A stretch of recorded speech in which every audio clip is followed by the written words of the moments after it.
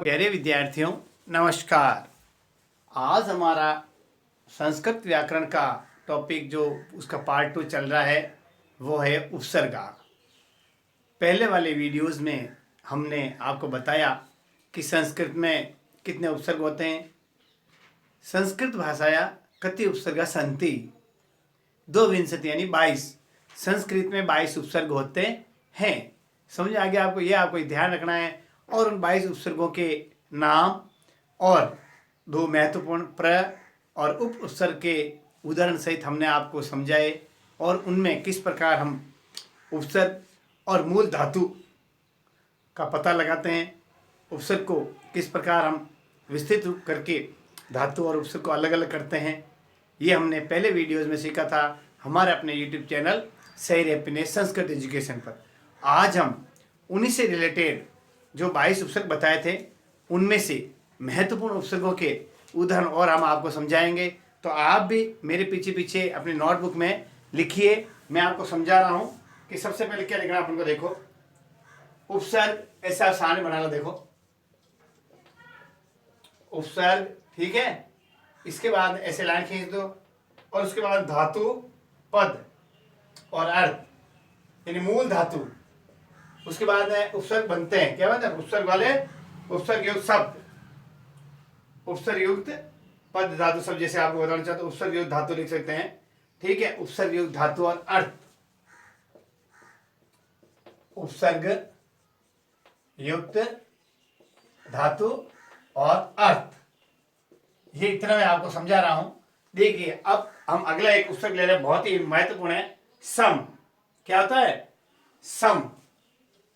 ये सम उपसर्ग है, ये वाला देखो, यानी इसमें पहला अक्षर स और दूसरा अक्षर म होता है। म हलंत, हलंत का मतलब होता है आधा। तो शम। अब जैसे मैं आपको समझाना चाहता हूं, इसका अर्थ होता है सुष्ठु, सुष्ठु रूपेण सम्यक प्रकारेण। अर्थात इसके क्या अर्थ होते हैं ये बता रहा हूं। सम्यक प्रकारेण अर्थ भी लिख लो आप इसका, सम्यक प्रकारेण, ठीक है ना। तो अब ये इसका अर्थ लिखिए, सम्यक प्रकारेण। ये इसका अर्थ होता है, यानी सम यानी बराबर, समान, आया समझे? अच्छा, सम मतलब होता है अच्छा, बराबर, ठीक है। और होता है सुष्ठु, सुष्ठु रूपेण, ठीक है ना। उपसर्ग का अर्थ क्या होता है? इतने इस अर्थ रूप में हम इसको ले सकते हैं, सुष्ठु। पूछ भी सकते हैं कि सम का अर्थ किस प्रकार हम अर्थ में ले सकते हैं, सुष्ठु रूपे में, और सम्यक प्रकारेण में भी हम इसको ले सकते हैं, ठीक है ना। ये एप्लीकेशन का सम्यक प्रकारेण, सुष्ठु। अब स उपसर्ग के साथ में कौन सी मूल धातु जोड़ेंगे और उसको जोड़ के कैसे धातु शब्द बनाएंगे। जैसे धातु में लिखिए आप, देखिए भू, भू धातु के साथ में सम जोड़ के क्या बना सकते हैं हम, देखना, संभवती। क्या बनाया मैंने? संभवती यानी होता है, ऐसा समझे। संभवती यानी संभव है, संभवती यानी संभव है। इस प्रकार आपको ये प्रश्न पूछा जा सकता है, संभवती शब्द में कौन सा उपसर्ग है? सम। धातु कौन सा है? भू। ऐसा समझे। अब लकार भी पूछा जा सकता है, तो अकारान पुरलिंग। अब मैं आपको बताना चाहता हूं, जैसे संगच्छति, इधर आप इधर से आपको पूछता हूं। देखो, संगच्छति, संगच्छति शब्द में मूल धातु कौन सी है? गम, गच्छ धातु, गम का गच्छ, और उपसर्ग कौन सा है? सम। अब ये सम उपसर्ग है, मैं आपको एग्जाम्पल बना रहा था, आपको सबको समझना चाहिए। सम उपसर्ग से ही ये बन रहे हैं। संगच्छति यानी साथ जाता है, सम यानी साथ जाता है। ये अर्थ भी आपको समझ आना चाहिए ताकि उसका आप पूरा मीनिंग आराम से समझ सके हो। शहरती बहुत महत्वपूर्ण है, ये जो मैं आपको उदाहरण लिखा रहा हूं, शहरती। ये आपकी रिट 2000 जो 13-12-13 हुई थी उसमें आया था। शहरती शब्द में धातु कौन सा है? मूल धातु क्या है? इसमें है धातु है, क्या ये है? धातु मूल है और उपसर्ग है शम। क्या उपसर्ग? उपसर्ग समय है, धातु है, तो इसका धातु रूप बन गया शहरती। तो शहरती से क्या है? शहार करता है, शहार करता हैं। अब मैं आगे और बता रहा हूं, इसके बहुत महत्वपूर्ण उदाहरण है। देखो, संस्कृति बहुत महत्वपूर्ण, संस्कृति, संस्कृति, संस्कृति में सम तो उपसर्ग है और धातु कौन सी है? कृत धातु है। कौन सी है? तो एक प्रश्न ऐसे बन सकता है, सम और कृत धातु से क्या शब्द बनता है? संस्कृति। सम और कृत धातु से संस्कृति शब्द बनता है, जिसका अर्थ होता है संस्कारित करता है। आप भी लिखते रहिए, संस्कारित करता है, संस्कारित, ठीक है ना, संस्कृति। अब देखो, एक है संभाषते, बहुत महत्वपूर्ण है। सम उपसर्ग और भास धातु है, मूल धातु सम और भास से योग से संभाषते यानी भाषण करते हैं। संभाषते में भाषण करते हैं। समझ आ रहा होगा आपको अच्छी तरह से कि मैंने आज आपके लिए सम उपसर्ग लिया और धातु है, देखो सम उपसर्ग थे, भू धातु के साथ संभवती, गम धातु के साथ संगच्छति, है धातु के साथ संहति, कृत धातु के साथ संस्कृति, भास धातु के साथ संभाषते। अब और आपको बताना चाह रहा हूं, संचरति, संचरति यानी संचरण करते हैं, तो वो भी सम धातु के साथ, सम क्या है? उपसर्ग है, और चर क्या है? धातु है। सम के साथ में चर धातु यानी संचार करता है, संचरति यानी संचार करता है। अच्छी तरह समझ आ रहा होगा आपके, जो मैं आपको समझा रहा हूं कि सम उपसर्ग से किस प्रकार हम धातु के साथ में उनका प्रयोग करके उपसर्ग युक्त शब्द बनाते हैं। अब मैं देखो, ये आपने समझा दिया। अब मैं कुछ और शब्द ले रहा हूं इसी के साथ में, जिससे आपकी परीक्षा पूछा जा सकता है। समीक्षा, समीक्षा शब्द में समास क्या है? समधन इक्षा, समधन इक्षा क्या हो गया? समीक्षा। संस्कृतम, जिस भाषा को हम पढ़ रहे हैं उस भाषा से संबंध भी आपको प्रश्न पूछा जा सकता है कि संस्कृत शब्द में, संस्कृतम शब्द में कौन सा उपसर्ग है? सम धन कृतम। क्या करेंगे? सम उपसर्ग है, सम धन कृतम। ये भी आपको समझना चाहिए, मैं समझा रहा हूं। संतुष्टि, सम धन तुष्टि, संतोष, बहुत बढ़िया, सम धन तोष, तो क्या हो जाएगा? संतोष। ये जो उपसर्ग लगा है सम, ये संतोष में सम उपसर्ग है, ठीक है ना, संतोष में सम उपसर्ग है।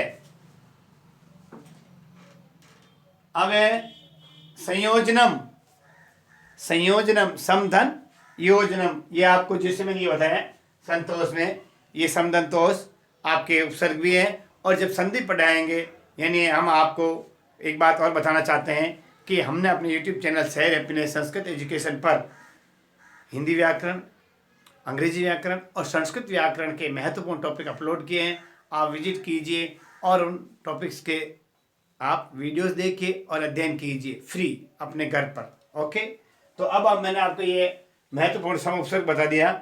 इससे रिलेटेड महत्वपूर्ण मैंने आपको उदाहरण बताए। संताप, समधन ताप। अब यदि आ जाए परीक्षा में ऐसा क्वेश्चन, संताप शब्द में कौन सा उपसर्ग है? सम। क्या है उपसर्ग? सम, मूल धातु है ताप। ऐसे इस प्रकार आपको ये समझने हैं। संगति, समधन गति, संन्यास, समधन न्यास, समाचार, समधन आचार, ये आप लिख लो। ये मैंने आपको सम से रिलेटेड बहुत ही इंपॉर्टेंट आपको उदाहरण मैंने समझाए हैं। अब हम आगे चल रहे हैं, आपके लिए दूसरा उदाहरण लेके आ रहा हूं मैं, आप भी नोट कर लीजिए। इसके बाद मैं आपको अगला उदाहरण समझा रहा हूं। ये आप लिख लिया।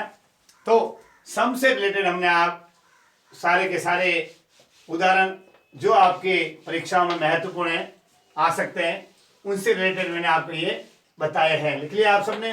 चलो, अब हम आगे समझा रहे हैं आपको जो महत्वपूर्ण है, जो अति महत्वपूर्ण उपसर्ग है, उन उपसर्गों को मैं आपको समझा रहा हूं। अगला उपसर्ग मैं आपके लिए लेके आया हूं, वो है कौन सा? अनु। कौन सा है? अनु। अनु यानी पीछे। अनु यानी पीछे, जिसका हिंदी में अर्थ होता है, आया समझे? अनु यानी पीछे, और इसको संस्कृत में कहेंगे पश्चात। क्या कहेंगे? पीछे या पश्चात या बाद में। पश्चात या बाद में के उपसर्ग में हम लेंगे, तो उपसर्ग कौन सा चल रहा है अपन का? अनु उपसर्ग से रिलेटेड मैं आपको उदाहरण और सब समझा रहा हूं। लिखिए, आप देखिए, अनु उपसर्ग के साथ में गम धातु लगा के लिखिए। आप देखो, अनु उपसर्ग के साथ में गम लगा हो, देखो अनु उपसर्ग गम धातु से बनाइए। उपसर्ग शब्द क्या बनेगा? अनुगच्छति। क्या कह रहे हैं? अनुगच्छति शब्द बन सकता है। अनुगच्छति में कौन सा उपसर्ग है? अनु। यानी अनुगच्छति का मतलब है पीछे जाता है, बाद में या पीछे जाता है, पीछे जाता है। ये हिंदी अर्थ इसलिए समझा रहा हूं, कहीं पूछा जा सकता है आपको अनुगच्छति शब्द का हिंदी अर्थ क्या है, तो आप उस समय झिझके नहीं। आपको यदि हम समझाते हैं तो आपको समझना चाहिए, ताकि आपकी परीक्षा में काम आ सके। यदि आप भी जाए अनुगच्छति का अर्थ, आपको तुरंत याद आ जाएगा कि सर ने कक्षा में ऑनलाइन क्लासेस यूट्यूब चैनल सैर हैप्पीनेस संस्कृत एजुकेशन में बताया था कि अनुगच्छति का मतलब पीछे जाता है। ठीक है ना? इसमें गम धातु है, अनु उपसर्ग है। अब जैसे देखो, वध धातु के साथ में, चलो वध धातु के साथ में अनु उपसर्ग लगाइए। क्या बनेगा? अनुवदति यानी अनुवाद करता है। अनुवदति यानी अनुवाद करता है। लिखिए आप, अनुवदति यानी क्या क्या मैंने आपको? अनुवाद करता है। लिखिए, आप भी लिखिए, अनुवदति यानी अनुवाद करता है। ठीक है भैया? अब आपको और महत्वपूर्ण उदाहरण बता रहा हूं, जैसे अनुसरति। अनुसरति यानी सर धातु के साथ में अनु लगाया, तो क्या बन गया? अनुसरति। अनुसरति। लिखिए आप भी, अनु के साथ सर धातु अनुसरति यानी अनुसरण करता है। अनुसरण करता है, पूछा जा सकता है परीक्षा में। अनुसरण करता है शब्द का संस्कृत में क्या अर्थ होता है? तो अनुसरति। आया समझ में? यानी अनुसरण करता है का संस्कृत अर्थ वाला शब्द कौन सा होगा? अनुसरति। अनुसरति मूल धातु कौन सी है? श्रेय। उपसर्ग कौन सा है? अनु। अब आप लिखिए, अनुहृति में हरे धातु अनुपठति। पट धातु में बहुत बड़े, ये देखो, पट धातु में अनुपठति यानी पीछे पीछे पढ़ता है, पीछे पढ़ता है। अनुपठति यानी पीछे पढ़ता है। लिखिए आप भी, अनुपठति का मतलब होता है पीछे पढ़ता है। आगे आपके समझ में? इस तरीके से आपको ये समझ के करना है। अब देखो, अब मैं आपको दो चार महत्वपूर्ण शब्द ले जाता हूं, जो आपके संज्ञा के हिसाब से भी आता है, सर्वनाम के हिसाब से आता है, क्रिया विशेषण के हिसाब से और संधि के हिसाब। जैसे अनुचर। अनुचर शब्द में उपसर्ग है अनुधन चर है, अनुधन चर। ये अनुचर शब्द में अनु उपसर्ग है। अब लिखिए आप, अनुशासन। अनुशासन, देखो अनुशासनम। अनुशासन में होगा अनु प्लस शासनम। आगे समझो, मूल शब्द तो है शासनम, और अनु इसमें उपसर्ग भी लगा हुआ है। और देखिए, अनुज बहुत इंपॉर्टेंट।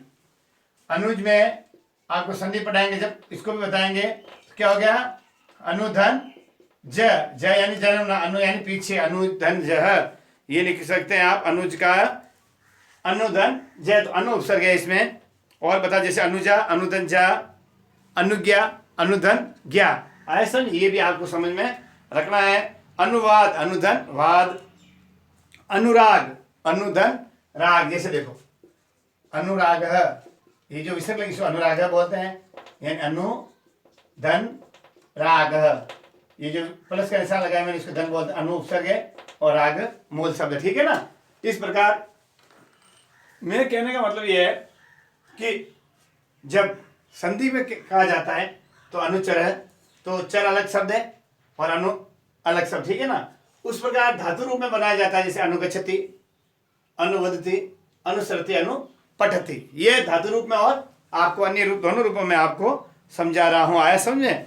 जैसे अनुकरण, अनुधन करण, और अनुजीवी, अनुधन जीवी, अनुस्वार, अनुधन स्वार, इस प्रकार आप इनको लिख सकते हैं, ठीक है ना, धातु के साथ में और अर्थ के साथ में मैंने बताया आपको।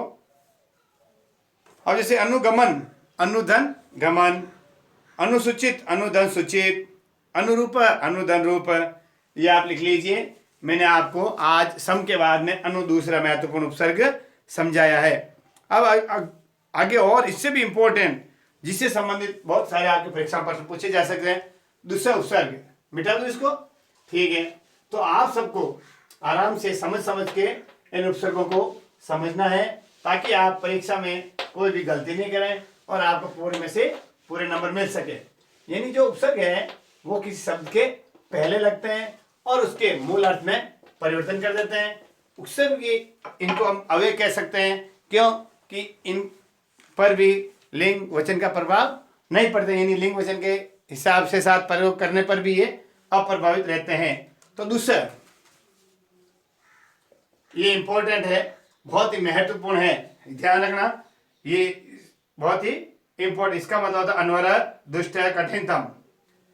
देखो इसके अर्थ बनेंगे, देखो अवर, दुष्ट और कठिनतम, इन अर्थों के रूप में हम दुष्ट का प्रयोग करते हैं, ठीक है ना।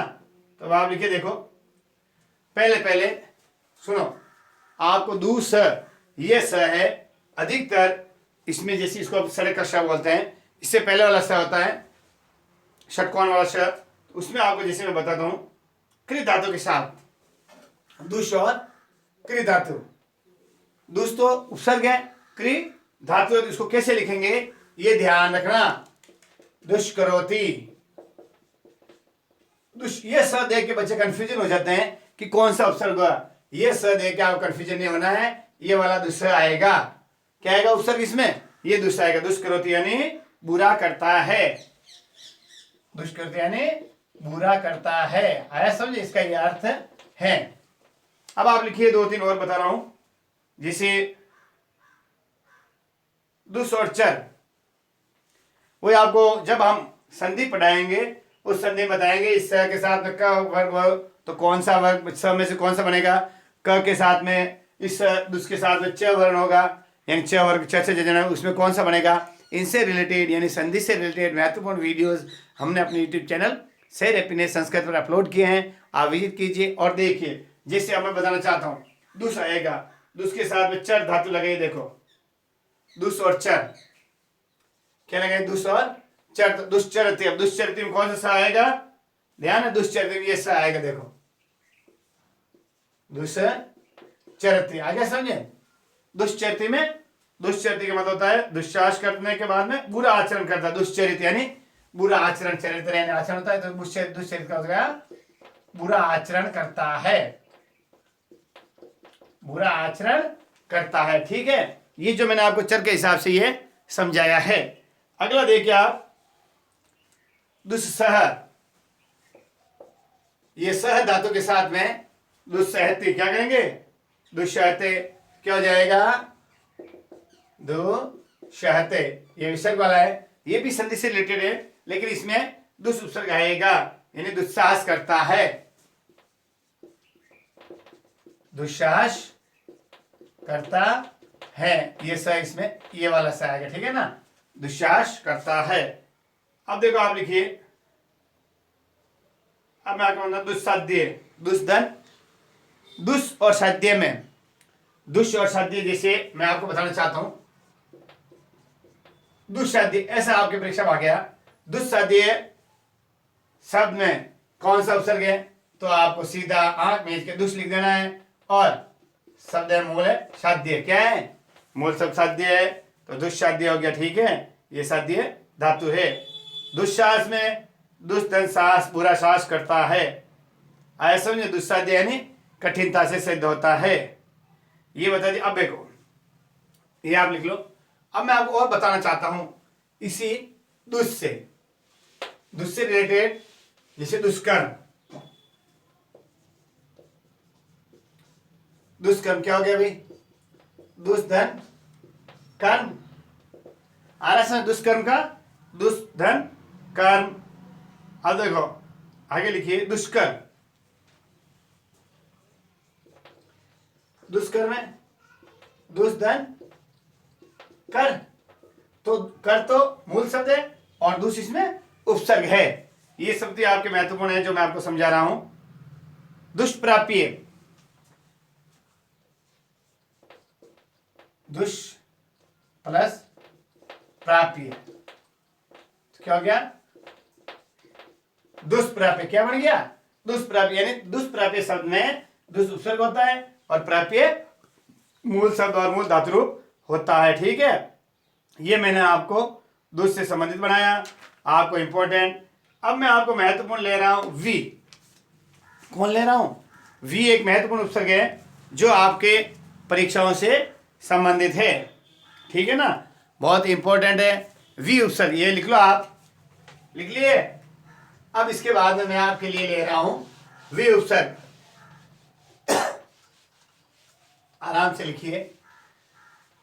वी उपसर्ग कौन सा ले रहे हैं हम आपके लिए? वी। वी उपसर्ग युक्त शब्द मैं आपको समझाऊंगा, लिख लेना अभी। वी का मतलब है विना, पृथक और विचित्र। विना, पृथक और विचित्र। ठीक है ना, वी यदि उपसर्ग का प्रयोग करेंगे तो उसका अर्थ होगा या विना, या पृथक, या विविध, या विशेष। विचित्र, विविध और विशेष, इन शब्दों के अर्थ के रूप में हम वी का उपसर्ग के रूप में प्रयोग करते हैं। जैसे वी उपसर्ग के साथ में धातु एक शब्द बता रहा हूं आपको। जैसे देखो चर, धातु है चर। वी का चर में होगा विचरती। क्या करेंगे? विचरती। वी प्लस चरती, तो वी हो गया अपना उपसर्ग। चर धातु से चरती बन गया, तो विचरती यानी विचरण करता है। विचरती यानी विचरण करता है। यहां भी लिख लीजिए, वी उपसर्ग के साथ में चर लगाने से विचरती हो गया। वी और स्मृत, वी के साथ में स्मृत धातु लगाएं, बहुत इंपॉर्टेंट है। वी के साथ में स्मृत धातु लगाएं तो क्या होया? विस्मृति। स्मृति यानी याद करना, विस्मृति यानी क्या हो जाएगा? भूलता। तो विस्मृति यानी भूलता है। आ सकता है हिंदी शब्द भूलता है को संस्कृत में क्या कहा जाता है? विस्मृति। विस्मृति शब्द में मूल धातु कौन सी है? स्मृत। विस्मृति शब्द कौन सा उपसर्ग है? वी। वी और स्म धातु से उपसर्ग शब्द कौन सा होगा? विस्मृति। ऐसे इस प्रकार भी प्रश्न बन सकते हैं। विहरती, हरि धातु के साथ में वी लगाओ तो क्या हो गया? विहरती। विहरती यानी घूमता है या भ्रमण करता है। विहरती का लिख सकते हैं आप घूमता है। विहरती क्या लिखेंगे? घूमता है।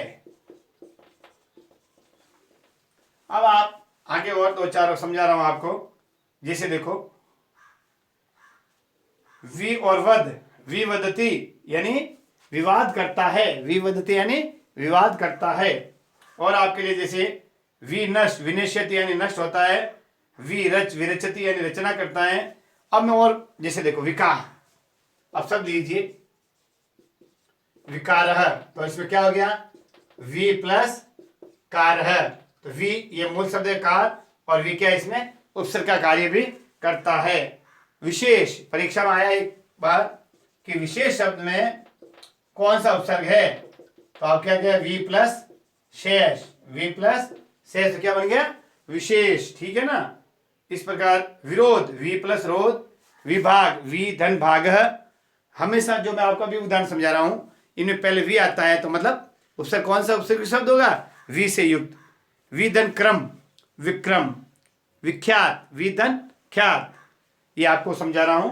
अब आपको देखिए विधन चार, विचार, विधन चित्रणम, विचित्रणम,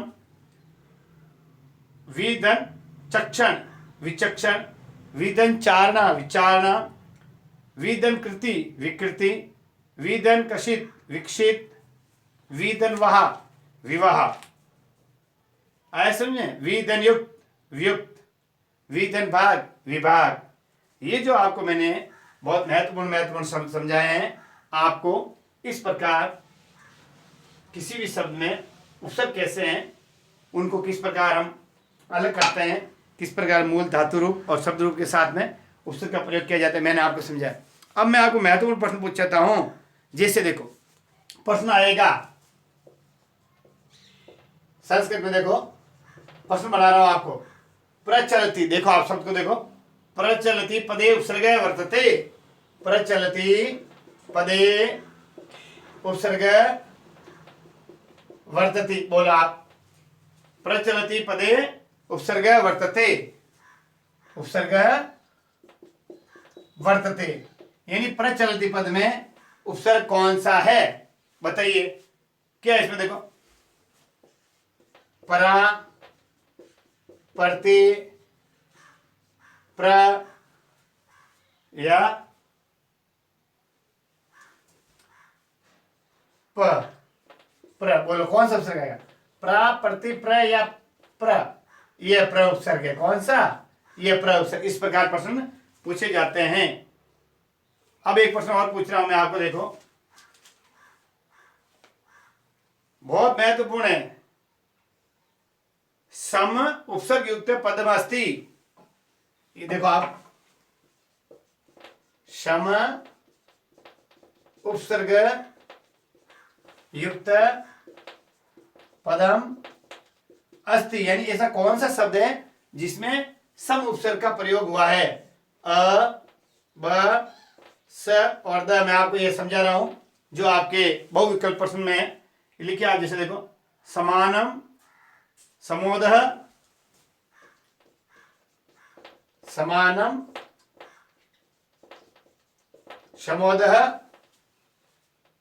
समिति, संबंधन,